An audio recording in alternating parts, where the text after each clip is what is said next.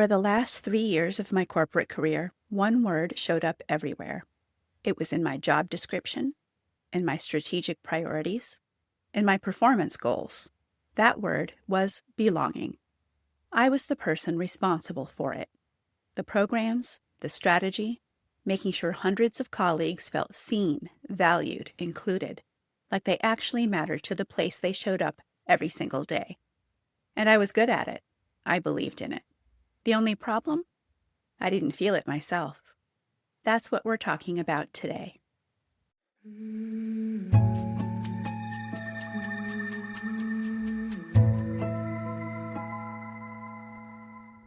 Welcome back to The Comeback Show.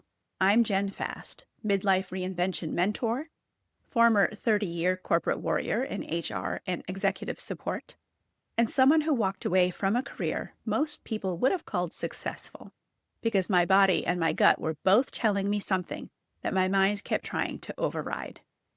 Today is a solo episode, and it's one that I've been sitting with for a while. This isn't a topic I mapped out on a whiteboard. It's something I lived, and I'm only now starting to really understand what it meant. If you've ever been the person who takes care of everyone else's needs professionally while quietly ignoring your own, if you've ever sat in a room you helped design and still felt like you didn't quite belong there, this one is for you. Let's get into it. I want to start with the irony, because the irony is what I couldn't name for a very long time. And naming it, finally, was the thing that helped me understand why I felt so stuck. I spent years in a career I was genuinely proud of. I built programs that mattered. I worked on inclusion initiatives, belonging strategies, efforts to make sure people who had historically been overlooked felt seen and valued at work. That work was real. I don't diminish it. People told me it made a difference for them, and I believed them. And underneath all of it, I felt a persistent, low-grade sense of not quite fitting. Not in a dramatic way, not in a way I could point to and say, there, that's the problem. It was more like I was always slightly off-key, playing a role written for someone else in a room I couldn't figure out how to inhabit. I kept thinking, if I contributed more, aligned better, worked harder, eventually the feeling would catch up with the reality. It didn't. And there was something particularly disorienting about being the person responsible for a thing you are quietly starving for. I could articulate what belonging looked like in a presentation. I just couldn't seem to find it in the hallway. I want to be careful here, because I'm not saying that the work wasn't worth doing. I'm saying that it is possible to do deeply meaningful work for other people while simultaneously being invisible to the systems that work is embedded in. And it is possible to not notice that's happening, or to notice and not have language for it yet. I want to pause here for a second and offer you a question. You don't have to answer it out loud. You can just hold it. Where do you spend most of your professional energy? And how much of that energy is going toward making others feel something you're not feeling yourself? Maybe it is belonging. Maybe it's safety, or confidence, or calm. Whatever the word is, notice if there's a gap between what you help others access and what you're actually experiencing day to day. Just notice it. We'll come back to this. The belonging piece was the most visible contradiction, but it wasn't the only one. There were layers, and they compounded over time in ways I didn't fully see until I was out of it. There was the structural stuff, the expectation to be physically in the office at least 3 days a week, even though I had a job that could almost entirely be done from home, and peers were not held to the same standard. The meetings that locked up entire days with no flexibility on timing. I need you to understand, this wasn't laziness. This wasn't a preference for pajamas or working from the couch. There was a real reason my working environment mattered to how I functioned, and I'll come back to that in a moment. There was the values gap. You know the one, where the culture says it values flexibility and well-being and trust, and then the way those things actually play out in practice, in spirit, on the ground, tells a different story. I had a hand in writing some of those policies. That made the gap harder, not easier to live with. And then there was the physical toll. I don't say this lightly, and I don't say it for effect. Years of unrelenting stress had caused measurable damage to my body. I know this because a group of specialists ran tests and told me. And they told me something else. Not all of what I was experiencing was perimenopause, though that was certainly part of it. Some of it was the sustained chronic pressure of a career that had been asking more of me than I had left to give. Lifestyle changes helped, but my cardiologist looked at me at one point and said it plainly. It may be time for you to decide whether your job is compatible with your health. I want you to really hear that sentence. Whether your job is compatible with your health. Not try to manage your stress better. Not take a vacation.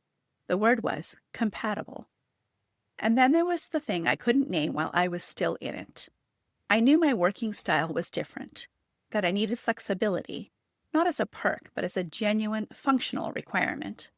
That certain environments drained me in ways they didn't seem to drain others, and in ways that signaled more than just being introverted. That my brain worked differently. I had advocated within my organization for more conversation, more programming around neurodiversity. I was met with resistance from the C-suite. The company's priorities, and therefore culture, wasn't ready for that conversation, and I was running out of energy to keep having it. 4 months after I left, I received a formal diagnosis of ADHD. And suddenly, so much made sense. Have I thought about whether it would have made a difference if I'd known sooner? Yes. And honestly, I don't think so. Not in that environment. The environment didn't have room for the conversation, and knowing my own brain more clearly wouldn't have changed that. I was a significant part of shaping that culture, and still, the culture didn't fit me. Here's what I found. There's rarely one single moment that makes you leave. It's usually a slow accumulation. Years of signals you tried to rationalize or reframe, and then one moment where something in you just shifts. Not dramatically, not with a lot of noise, just a quiet, final recognition. Mine happened after lunch one day. Our organization had just completed its biggest fundraiser of the year. It was a significant effort. I had played a central role in making that happen, a fact that was understood by the people who were in it with me. But when the CEO asked who was at a celebration lunch for the 5 of us who had contributed the most, he didn't understand why I was there. He didn't recognize my contribution. It wasn't the first time something like that had happened. But something fundamentally shifted in me that day.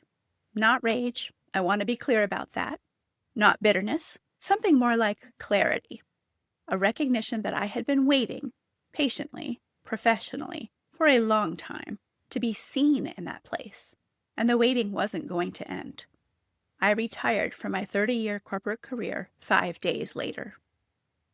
30 years. 5 days. Once I knew, I knew.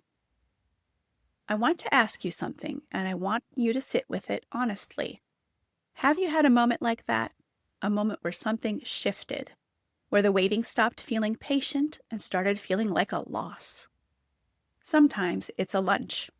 Sometimes it's a meeting or an email or a performance review or just a Tuesday where nothing specific happened, but you drove home and thought, I can't keep doing this.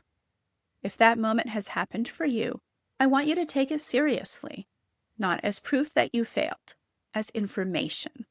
Your body and your gut know things before your mind catches up. I knew going into this chapter that I needed to be intentional about community. I had spent 30 years in a structure that handed me connection automatically. Colleagues, teams, shared projects, shared hallways. When that scaffolding disappears, you can't just assume belonging will follow. I knew that going in. So I set out to build something, deliberately. I started the Comeback Show. I chose guests who were doing the kind of reinvention work I was also doing. Women who had left something, rebuilt something, found their way to something more true. I hosted conversations. I showed up to prep calls and follow-up conversations. I got curious.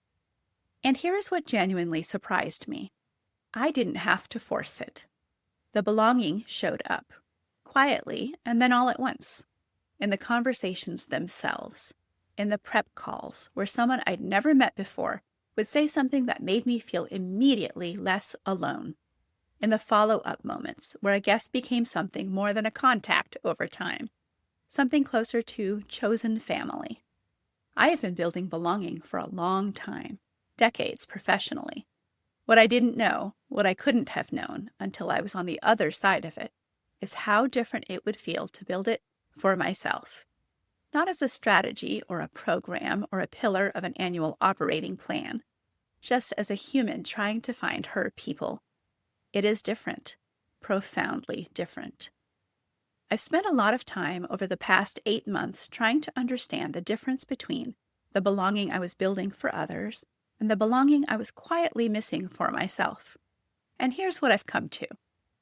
There is a version of belonging that is performed.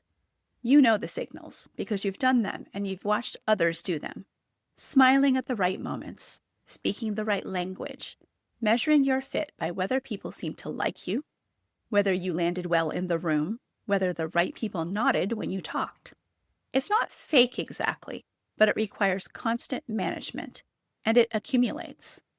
The version I've found since leaving, it doesn't require management. It is restful.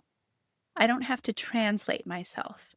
I don't have to quietly monitor how I'm landing, or brace for the ways I might not land right, or recalibrate mid-sentence based on who's in the room. When someone says exactly the thing I was thinking of but hadn't said it yet, I feel it in my whole body before I've had time to process it intellectually. That's what real belonging feels like, I think. Not the kind you manufacture, the kind you recognize.